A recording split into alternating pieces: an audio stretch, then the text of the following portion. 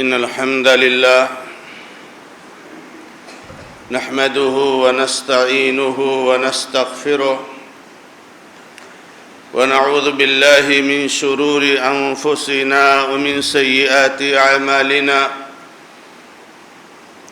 من يهده الله فلا مضل له ومن يضلل فلا هادي له وأشهد أن لا إله إلا الله وحده لا شريك له وأشهد أن محمدًا عبده ورسوله صلى الله تعالى عليه وآله وسلم.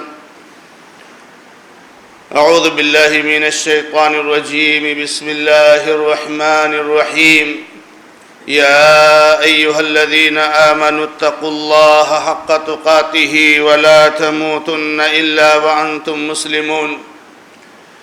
يا أيها الناس اتقوا ربكم الذي خلقكم من نفس واحدة وخلق منها زوجها وبث منهما رجالا كثيرا ونساء واتقوا الله الذي تساءلون به والأرحام إن الله كان عليكم رقيبا. يا أيها الذين آمنوا اتقوا الله وقولوا قولا سديدا يصلح لكم أعمالكم ويغفر لكم ذنوبكم ومن يطع الله ورسوله فقد فاز فوزا عظيما. أما بعد فإن خير الحديث كتاب الله وخير الهدي هدي محمد صلى الله تعالى عليه وآله وسلم وشر الأمور محدثاتها وكل محدثة بدعة وكل بدعة ضلالة وكل ضلالة في النار. أعوذ بالله من الشيطان الرجيم. بسم الله الرحمن الرحيم. للرجال نصيب مما ترك الوالدان والأقربون وللنساء نصيب مما ترك الوالدان والأقربون مما قل منه أو كثر نصيبا مفروضا. وقال النبي صلى الله تعالى عليه وآله وسلم من كانت عنده مظلمة لأخيه فليتحلل منه قبل أن يأتي يوم لا درهم فيه ولا دنانیر. معزز اور معقر دینی اور ملی بھائیوں، بزرگوں، نوجوان دوستوں، ہمیں اور آپ کو یہ بات اچھی طرح سے معلوم ہے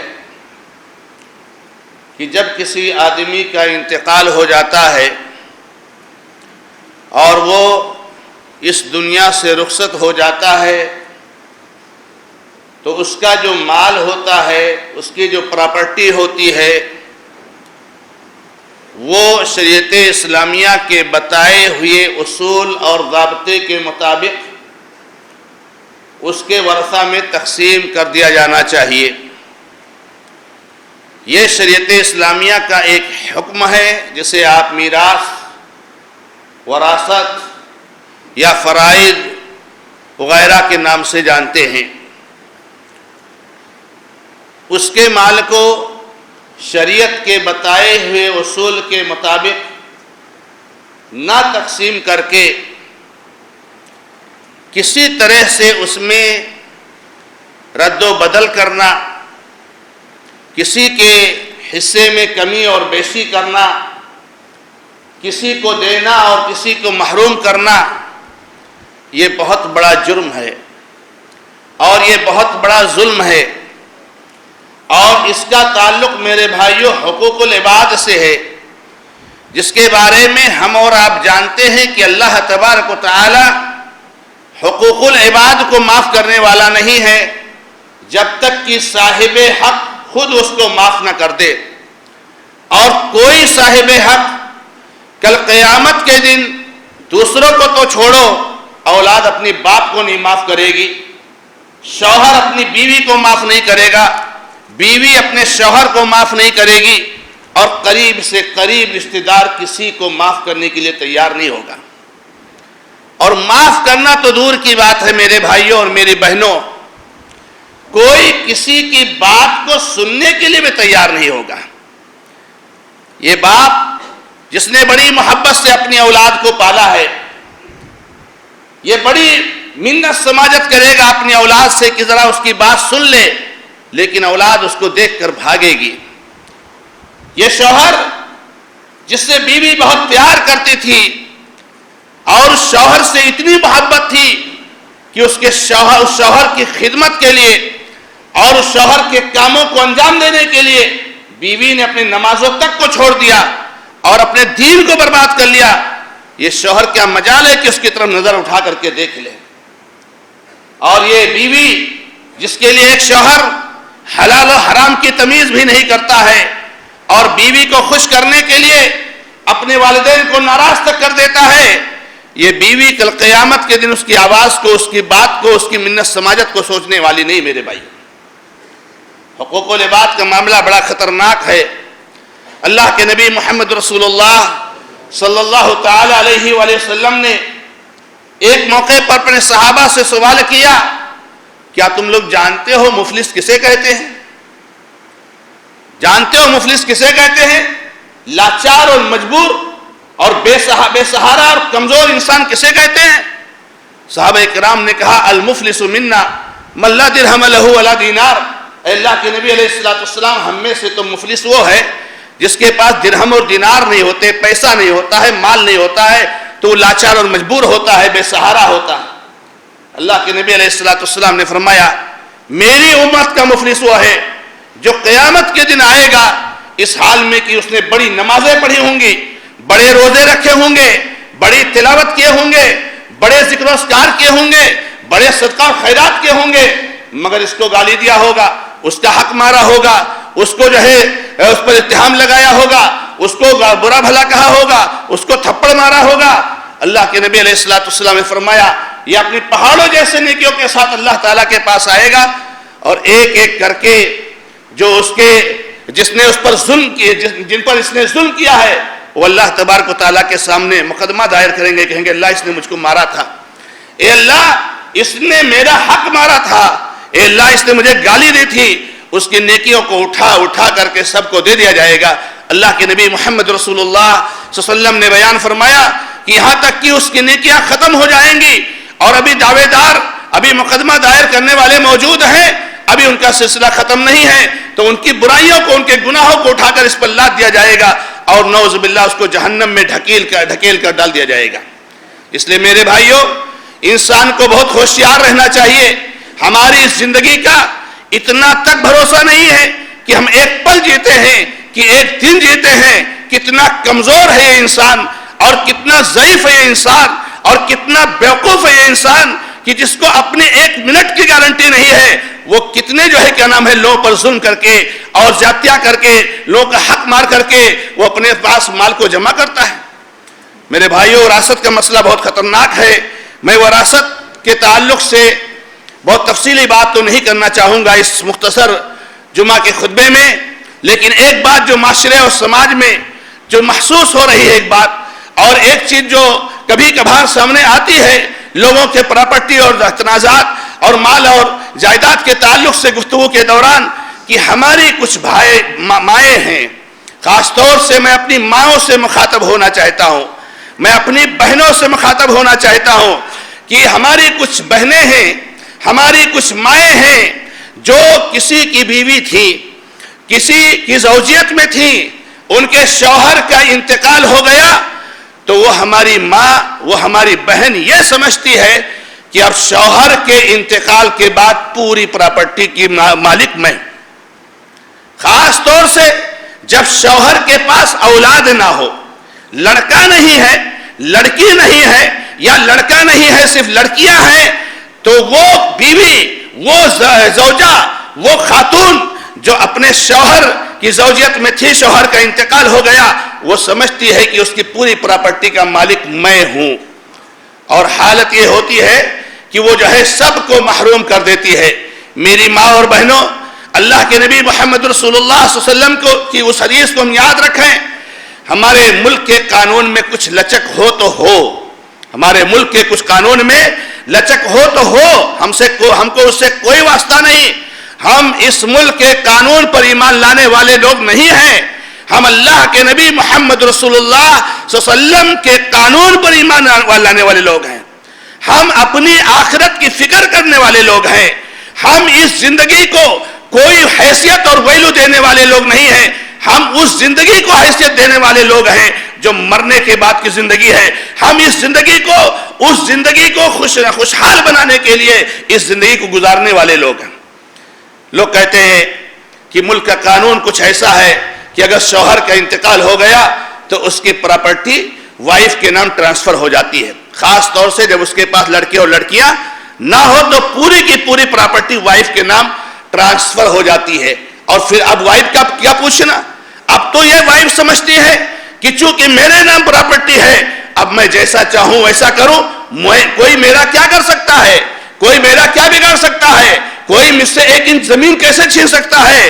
اور ہماری وہ بہن، ہماری وہ ماں اور ہماری وہ جو ہے امت کی بیٹی، وہ یہ سمجھتی ہے کہ میں اس کا حقدار ہوں. میرے بھائیوں، اس گنہگار بندے نے چاہا کہ اللہ کے بندو آپ کو ہوشیار کر دوں کہ میری ماں اور بہنوں اور میرے بھائیوں، اللہ تبارک و تعالیٰ نے ایک بیوی کو اس کے شوہر کے انتقال کے بعد کیا حق دیا ہے اور کیا اس کے بارے میں بتایا ہے. لیکن اس سے پہلے یہ بتا دوں کہ اگر آپ کا کسی پراپرٹی پر حق نہیں ہے، وہ دکان کی شکل میں ہو، وہ مکان کی شکل میں ہو، وہ جو ہے کیا نام ہے کمپاؤنڈ کی شکل میں ہو، وہ کسی جو ہے کیش کی شکل میں ہو، سونے چاندی کی شکل میں ہو، اگر آپ کا حق نہیں ہے اور آپ کسی طاقت اور کسی قانونی سپورٹ کی بنیاد پر آپ اس کے حقدار بننا چاہتے ہیں اور آپ اس کو لینا چاہتے ہیں، تو آپ کی بھول ہے کہ آپ وہ سونا لے رہے ہو، آپ کی بھول ہے کہ وہ آپ زمین لے رہے ہو، آپ کی وہ بھول ہے کہ آپ وہ گھر لے رہی ہو. میری ماں اور بہنوں، آپ کی یہ بھول ہے.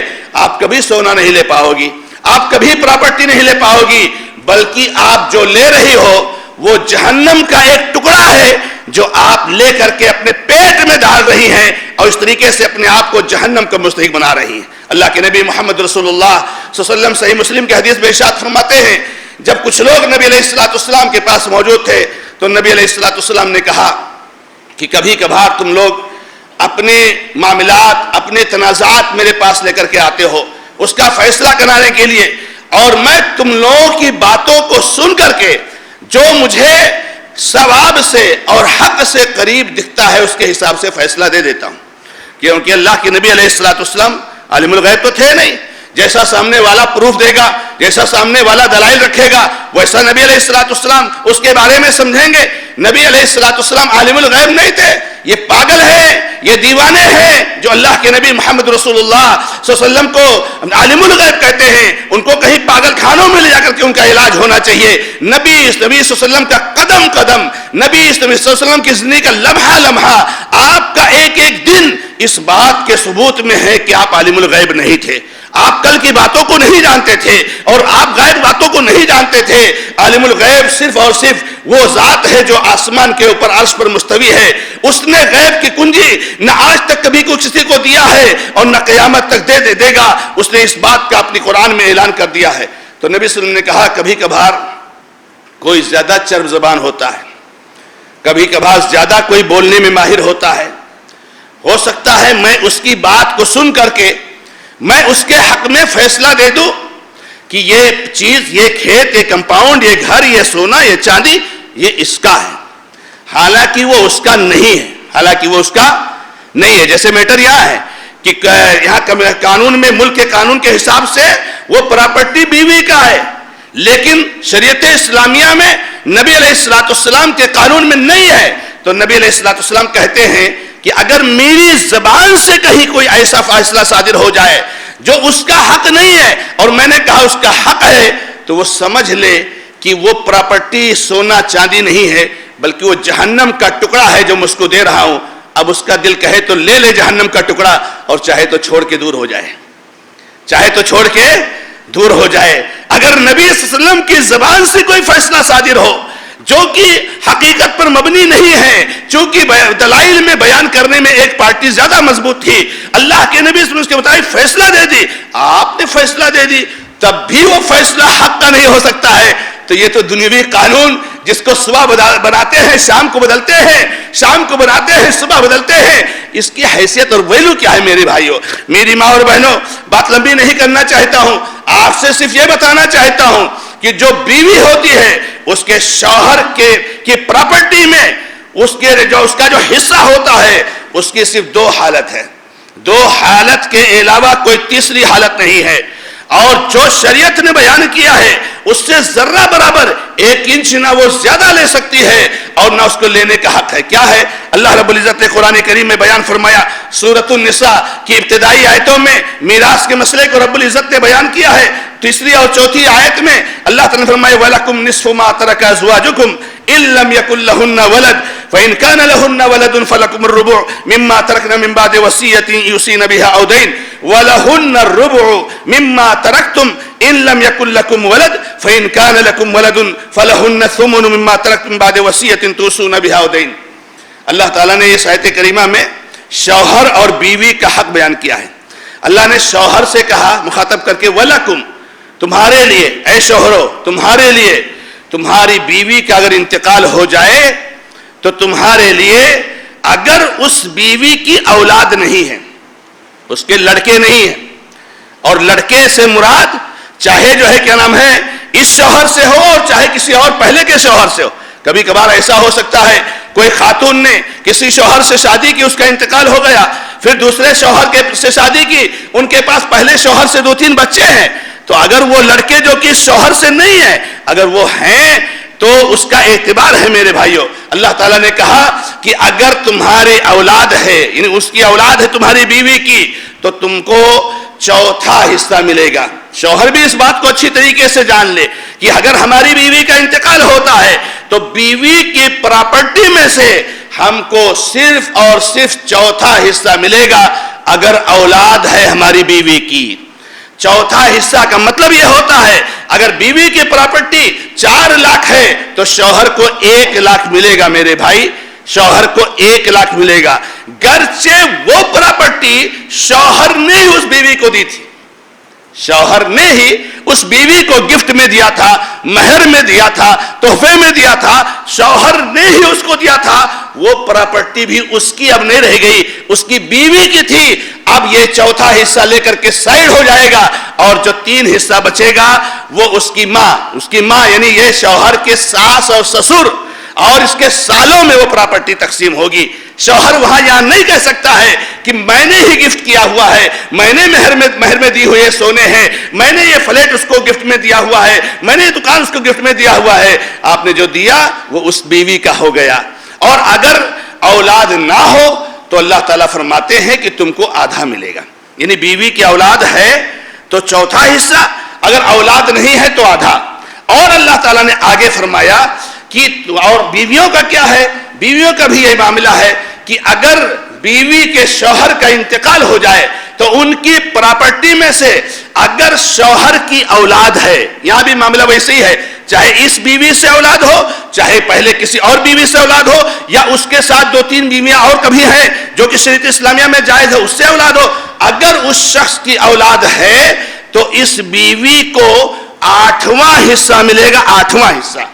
میری بہن آپ اس بات کو اچھی طریقے سے سمجھ لیں کہ آپ کے شوہر کی پراپرٹی جو شوہر کے انتقال ہوتے آپ کے نام سے رجسٹرڈ ہو گئی ہے، اس پراپرٹی میں سے آپ کا 8واں حصہ ہے۔ 8 لاکھ کی پراپرٹی ہے، آپ کا حق صرف اور صرف 1 لاکھ بنتا ہے، 1 لاکھ۔ 7 لاکھ جو آپ لیں گی یہ حرام اور ناجائز اور آگ کا ٹکڑا ہے جو اپنے پیٹ میں ڈال رہی ہیں۔ میری بہن اس کو اچھی طریقے سے جان لے۔ ہاں اگر شوہر کو اولاد نہیں ہے، ان کے لڑکے نہیں ہیں، نہ لڑکے ہیں نہ لڑکیاں ہیں، تو اللہ رب العزت نے کہا ہے بیوی کو چوتھا حصہ ملے گا، یعنی 4 لاکھ کی پراپرٹی ہے تو بیوی کو 1 لاکھ ملے گا۔ اس طریقے سے اللہ رب العزت نے اس کو بیان فرمایا ہے۔ تو یہ چوتھا حصہ اولاد نہیں ہے، اس سے زیادہ بیوی کا شوہر کی پراپرٹی میں کوئی حق نہیں ہے۔ میرے بھائیوں یاد رکھو، ہمارے بہت سارے بھائی یہ سمجھتے ہیں اور یہ سوچتے ہیں کہ اس کے شوہر کا انتقال ہو گیا، اب اس کی زندگی کیسے گزرے گی؟ کسی شوہر کو اللہ تعالیٰ نے یہ ٹھیکہ نہیں دیا ہے کہ تمہارے مرنے کے بعد تمہاری بیوی کی زندگی کیسے گزرے گی، اس کا خیال رکھنا۔ مر گئے، میٹر ختم، 4 مہینہ 10 دن گزر گیا، وہ اس کی زوجیت سے باہر ہو گئی، اب وہ دوسرے مرد سے شادی کر سکتی ہے اور کرنا ہی چاہیے۔ آپ نہ کرے شادی تو آپ کی غلطی ہے۔ ہماری بہت ساری بہنیں یہ تو کہتی ہیں ہماری زندگی کیسے گزرے گی، ہم کیسے زندگی گزاریں گے؟ میری بہن، میری ماں، آپ شادی کیجئے دوسری 4 مہینہ 10 دن گزرنے کے بعد، اور اب آپ کی کفالت کا ذمہ دار وہ شوہر ہوگا جو آپ سے شادی ہو کر کے آپ کو اپنے گھر پہ رخصت کر کے لے کے جائے گا۔ اسلام نہیں چاہتا میرے بھائیوں، اگر ہم کسی چیز کو بگاڑ دیں تو اس کا ذمہ دار اسلام نہیں ہوتا۔ اسلام نہیں چاہتا کہ معاشرے اور سماج میں کوئی ایک لڑکی یا کوئی ایک لڑکا بغیر شادی شدہ کے رہے، یہ یاد رکھنا۔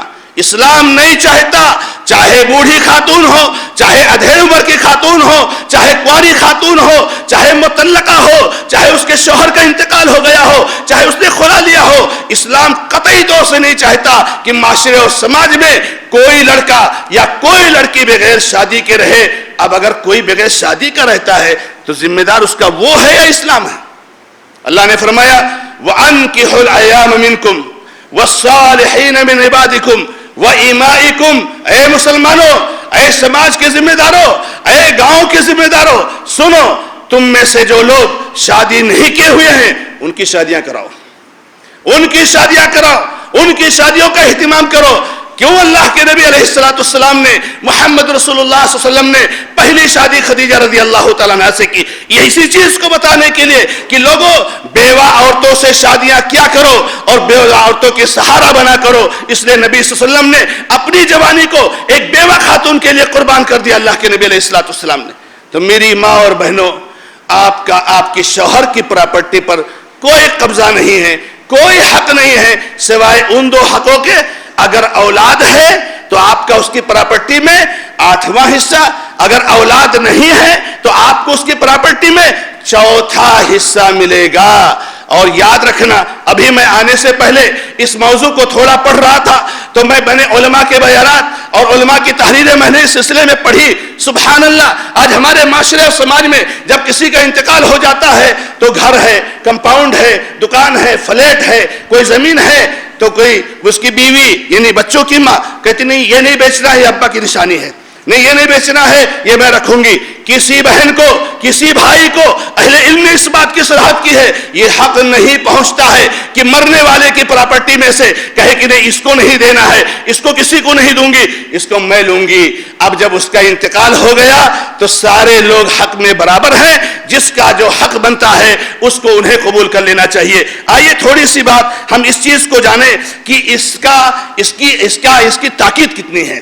ہماری بہنیں یہ جب جان گئی تو یہ جاننا ضروری ہے کہ اس پر عمل کرنا کتنا ضروری ہے، اس پر عمل کرنا کتنا ضروری ہے۔ کیا یہ ضروری ہے عمل کرنا یا نہیں کریں گے تو چل جائے گا؟ تو سنیے میرے بھائیوں، سورۃ النساء، آج جمعہ کا دن ہے، آپ جائیے سورۃ النساء کی ابتدائی 4 آیتوں کو پڑھیے اور ان آیتوں کی تفسیر پڑھیے، ان کا ترجمہ پڑھیے اور تنہائی میں بیٹھ کر رب العزت سے روئیے اور اس سورت کی آیتوں پر تدبر کیجیے، غور کیجیے۔ اللہ تعالیٰ نے میراث اور وراثت کے مسائل کو بیان کیا، اس کے بعد کیا کہا اللہ نے؟ سنیے، تلک حدود اللہ، تلک حدود اللہ۔ یہ جو ہم نے بیان کی، بیوی کا اتنا، شوہر کا اتنا، بیٹی کا اتنا، بیٹے کا اتنا، بھائی کا اتنا، ماں کا اتنا، باپ کا اتنا، یہ جو ہم نے تلک حدود اللہ، یہ اللہ کی حدود ہیں، اللہ کی حدود ہیں، یہ اللہ تعالیٰ نے چوحدی متعین کی ہے۔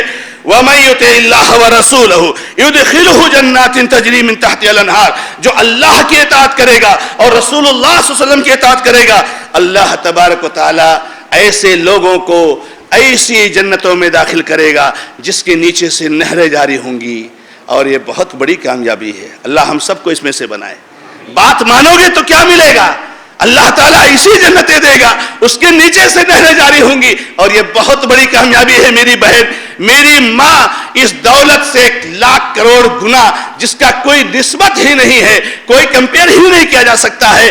آپ اس کامیابی کے لیے کوشش کرو، اس کے لیے تڑپو۔ اور سنو، آگے نہیں مانیں گے تو وَمَن يَعْصِ اللَّهَ وَرَسُولَهُ ويتعدى حدوده يدخله نارا خالدا فيها وله عذاب مهين.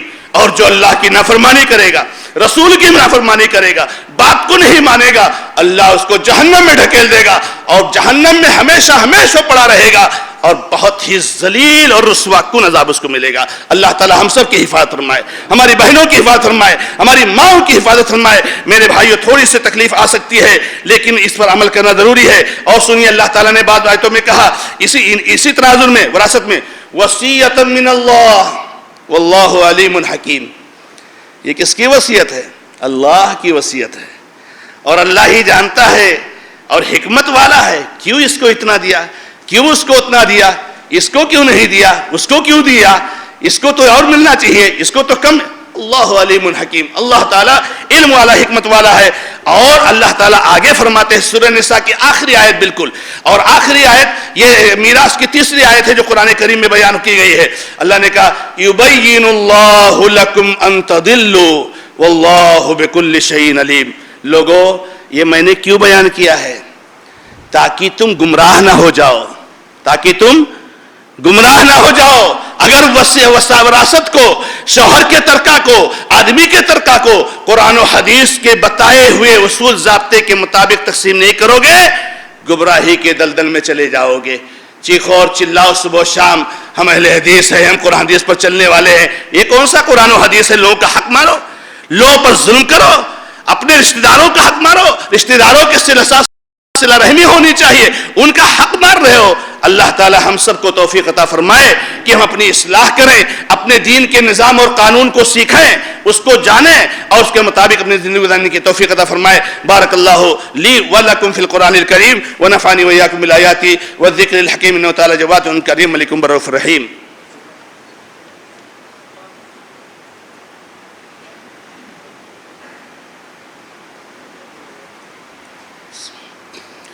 الحمد لله رب العالمين واشهد ان لا اله الا الله وحده لا شريك له واشهد ان محمدا عبده ورسوله صلى الله تعالى عليه واله وسلم.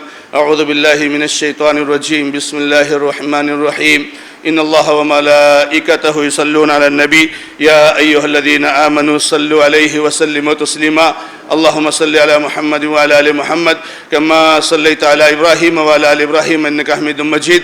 اللهم بارك على محمد وعلى ال محمد كما باركت على ابراهيم وعلى ال ابراهيم انك حميد مجيد.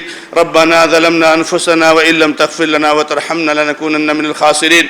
ربنا آتنا في الدنيا حسنة وفي الآخرة حسنة وقنا عذاب النار. ربنا لا تزغ قلوبنا بعد إذ هديتنا وهب لنا من لدنك رحمة إنك أنت الوهاب. رب اجعلني مقيم الصلاة من ذريتي ربنا وتقبل دعاء. اللهم اغفر لي، اللهم اغفر لي، اللهم اغفر لنا وللمؤمنين والمؤمنات والمسلمين والمسلمات. اللهم ألف بين قلوبهم وأصلح ذات بينهم وانصرهم على عدوك وعدوهم يا رب العالمين. اللهم عليك بأعدائك وأعداء الدين. اللهم إنا نجعلك في نحورهم ونعوذ بك من شرورهم. اللهم عليك بهم يا قوي يا عزيز. اللهم إنهم لا يجوزونك بشيء في الأرض ولا في السماء فعليك بهم يا ذا الجلال والإكرام. أقول قولي هذا وأستغفر الله لي ولكم ولسائر المسلمين فاستغفروه إنه هو الغفور الرحيم.